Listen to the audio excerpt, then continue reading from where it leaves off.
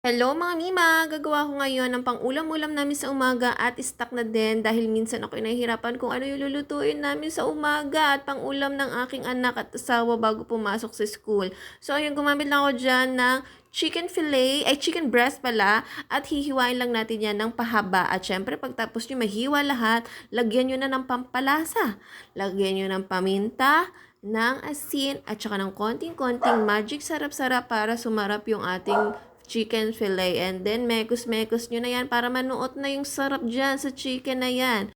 At pagtapos naman ay syempre ready nyo na yung pang-coat nyo dyan na harina with crispy fry para hindi na kayo maglalagay ng mga pampalasa. Isang itlog lang muna para hindi masayang at saka breadcrumbs.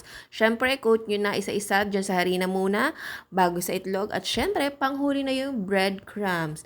I-coat nyo na lahat at maganda to pang almusal sa mga anak natin dahil wala siyang preservatives.